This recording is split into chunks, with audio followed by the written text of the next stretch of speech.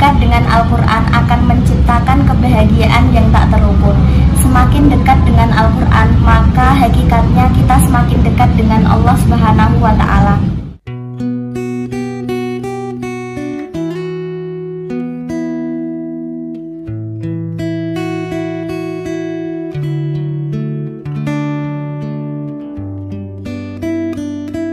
Assalamualaikum warahmatullahi wabarakatuh. Alhamdulillahilladzi hadana li hadza wa ma kunna linahtadiya laula an hadanallah. Asyhadu an la ilaha illallah wa asyhadu anna Muhammadan abduhu wa rasuluh. Amma ba'du. Pertama-tama, marilah kita panjatkan puja dan puji syukur kehadirat Allah Subhanahu wa Ta'ala yang telah melimpahkan rahmat, hidayah, serta inayahnya kepada kita semua, sehingga kita dapat melaksanakan puasa Ramadan ini dalam keadaan sehat walafiat. Tak lupa, kedua kalinya sholawat serta salam semoga tetap tercurah limpah kepada junjungan kita Nabi Muhammad SAW yang telah membawa Islam dari zaman jahiliyah menuju zaman Islamiyah sampai sekarang ini.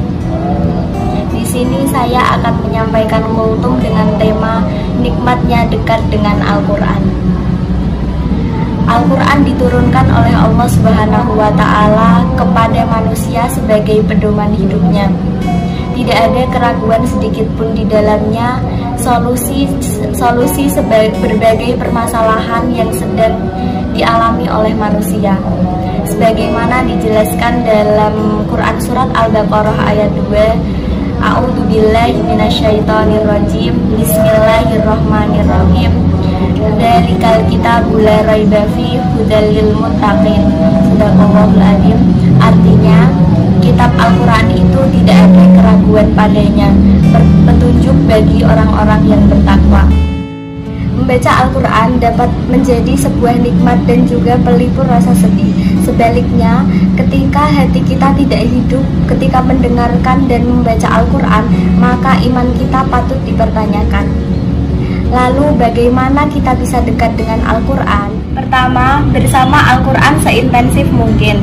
Apalagi di bulan Ramadan seperti sekarang ini, banyak orang yang berlomba-lomba untuk menghatamkan Al-Quran.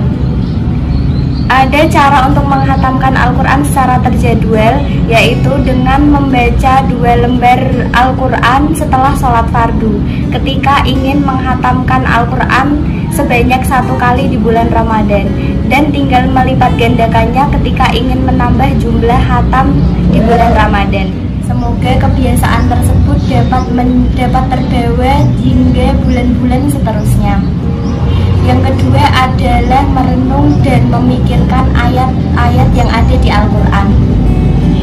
Memahami dan memaknai ayat-ayat Al-Quran sangat penting, karena dengan begitu kita dapat merasakan keindahan yang ada dalam Al-Quran. Bukankah Allah Subhanahu wa Ta'ala menyuruh hambanya agar memikirkan ayat-ayatnya? Afala tatafakkarun. Yang ketiga, selalu kembali kepada Al-Quran atas setiap permasalahan yang dihadapi. Hal itu dilakukan agar senantiasa terkoneksi kepada Allah Subhanahu wa Ta'ala.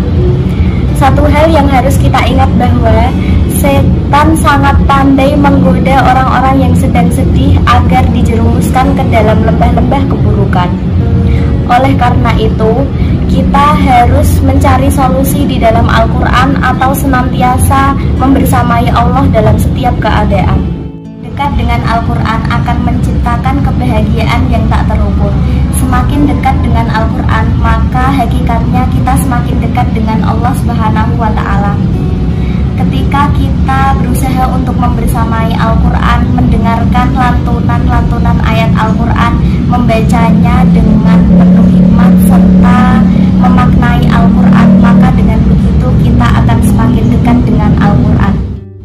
Dan bersiaplah untuk mendapat kebahagiaan dan berkah ketika kita dekat dengan Al-Quran. Semoga kita termasuk hambanya yang tergolong mendapat manfaat di yaumul qiyamah nanti karena kedekatan dan kecintaan kita terhadap Al-Quran. Demikian kultum yang saya sampaikan.